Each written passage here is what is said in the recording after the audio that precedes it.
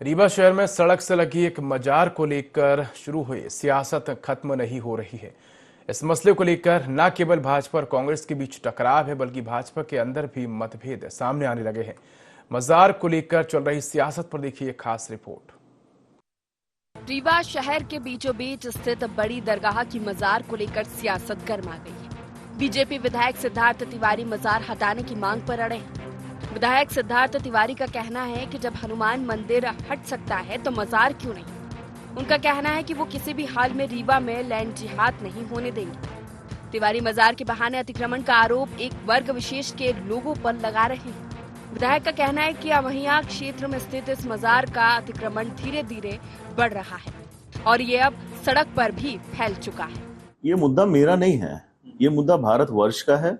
कहीं पर भी 3x3 की चादर डाल करके लैंड जिहाद नहीं होनी चाहिए।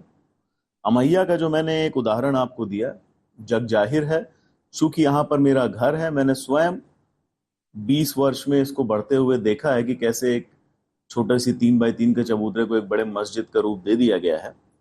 इस तरह के कार्यों को बंद होना चाहिए और अगर सिरमौर चौराहे का हनुमान मंदिर पर कार्यवाही हो सकती है तो एक मजार पर भी कार्यवाही होनी चाहिए।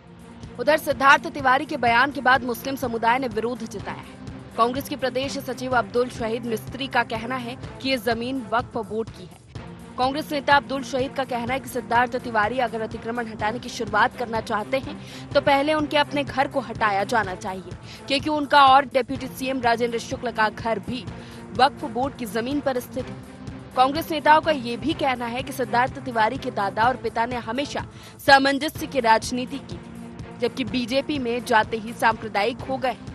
सिद्धार्थ तिवारी हमसे भी तो छोटे हैं, उनको क्या मालूम। उनके बाप और उनके बाबा से पूछिए, वो तो अब चले गए ऊपर, हमें तक नहीं मालूम है उसके बारे में। हमारे बाप दादा भी चले गए। बड़ी दरगाह जो है अपनी, ये पूरी ज़मीन जो है 18 एकड़ जो है ज़मीन वक्फ बोर्ड की ज़मीन, उसमें अतिक्रमण क्या हुआ है? वही बाउंड्री में जो है दीवार उठा दी गई पक्की, पहले टीन की थी। उनके बाबा को कोई तकलीफ नहीं हुई, उनके पिताजी को कोई तकलीफ नहीं हुई। ये भारतीय जनता पार्टी में गए तुरंत जो है ये कहने लगे कि मस्जिद में जो है अतिक्रमण है, मंदिर में नहीं है अतिक्रमण। बताइए, मंदिर भी तो रोड में है।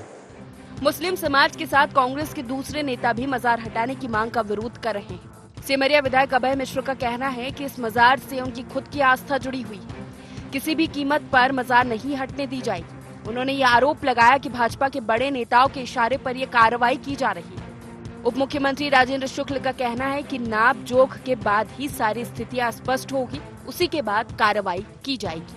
वो तो जब नाप जोख होती है तो क्या स्थिति है सब समझ में आ जाती है और उसके हिसाब से कार्रवाई भी होती है।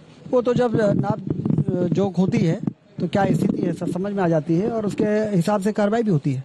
अब इस विवाद ने रीवा में राजनीति को एक नया मोड़ दे दिया है। दोनों पक्षों के बीच तीखी बयानबाजी और विवाद बढ़ता जा रहा है।